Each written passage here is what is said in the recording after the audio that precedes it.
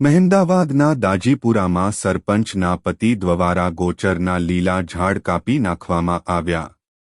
ગ્રામ પંચાયતના સભ્યોને જાણ થતાં મામલતદારને સૌરાષ્ટ્ર વૃક્ષ છેદન કાર્યવાહી કરવા લેખિત રજૂઆત કરવામાં આવી। દાજીપુરા ગામના સરપંચે કોઈપણ પ્રકારની મંજૂરી વગર ગેરકાયદેસર રીતે લીલા ઝાડ કાપી નાખ્યા। ગ્રામ પંચાયતના તલાટીને આ ઝાડ કાપવા બાબતે કોઈ જાણકારી નથી। ગ્રામ પંચાયતના સભ્યોએ મામલતદાર અનેને લેખિત રજૂઆત કરી। સરપંચ અને વેપારીએ ભેગા મળી 3 લાખ રૂપિયાના લીલા ઝાડ કાપી નાખ્યા।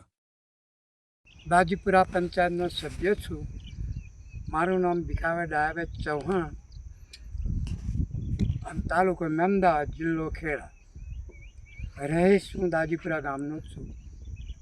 તેમજ અમારા પંચાયતમાં કોઈ જાતનો ઠરાવ પણ થયેલો નથી અને કોઈ જાતનો માહિતી અમને પણ મળેલી નથી। અને ઝાડ સરપંચ શ્રી પ્રતિશ્રીએ 17 નંગનો ઝાડનું એક ઝાડ આશરેથી વજનમાં 150 થી 200 મણ વજન હતું। 17 નંગનું કટિંગ કરી નાખેલું છે, લીલા ઊભા બાવળ।